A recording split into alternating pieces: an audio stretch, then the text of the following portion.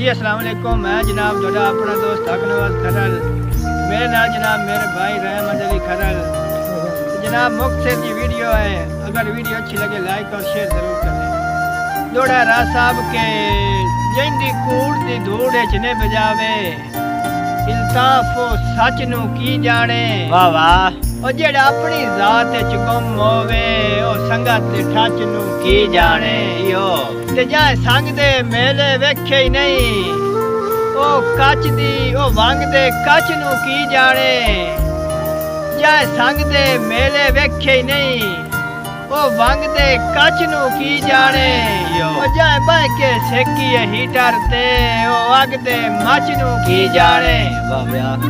जीरा साहब ऐ साहब के जिंदगी में चिक्के वाली प्यार होंदा है, तेनू कीता है करदे रहना है। वाह वाह। अजी में हाकिम ते मैं कौम देन तैथू इंज मैं डरदे रहना है। वाह वाह। ते तू दुख दे से या सुख दे से, तेरी हर गल जरदे रहना है।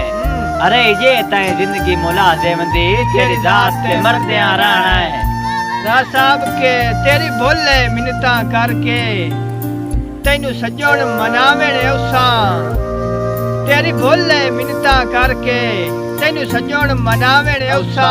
वाह वाह। ओए हाथ रख के तेरे पैरां ते तेरी जिद पर नावे ने उसा। जियो तेला पाक शराज गुजारे करसी, ना दर्द सुनावे ने उसा। वाह वाह। अजे दा उछड़ के सिर ते बांह रखियोई, ओदा शक्ल विखावे ने उसा।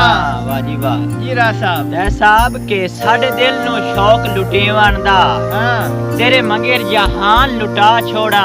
बाजी वाह। अजी तू गुजरे सेज मोहब्बतां दी, सने अखियां हेठ विछा छोड़ा। बाजी वाह। ते तेरे सुखां दे काविश तन मन धन, अजी में तू आखे उंजे ला छोड़ा। बाजी वाह। बाकी जान दी लोड़ तोड़ा वा, या कांदे हथ पड़ा छोड़ा। राज साहब के होवे आखे च परख ता काली रात च चंगा सजण दसींदा रहंदा है। वाह वाह। डंग हिक भी लोड़ च गतिया होवे, सारी उम्र गिणींदा रहंदा है। यो ते है ठीक है अखान सियाणियां दा, जेड़ा आम सुनींदा रहंदा है। वाह वाह। और मच्छी एक शहराज खराब होवे, सारा जाल पुरींदा रहंदा है। ऐ साहब के सच्ची नियत ते सच्चियां हस्तियां दे, सदा प्यार सलामत रहंदेन। वाह जी वाह। सच्ची नियत ते सच्चियां हस्तियां दे, सदा प्यार सलामत रहंदेन। अल्लाह फोड़ भी छोड़े दिल दे विच दिलदार सलामत रहंदेन। वाह जी वाह। ते कुछ नक्शे काविश अखियां विच, ते कुछ नक्शे काविश अखियां विच अंजुआर सलामत रहंदेन। आ बंदे टुर वे वैंदेन, पर बंदियां दे किरदार सलामत रहंदेन। राज साहब के दरिया उछलेन सिलाब बनदेन। वाह वाह। कलियां खिलेन गुलाब बनदेन। वाह। चंद तारे जे इकट्ठे करिए तां मसे मसे जनाब बनदेन।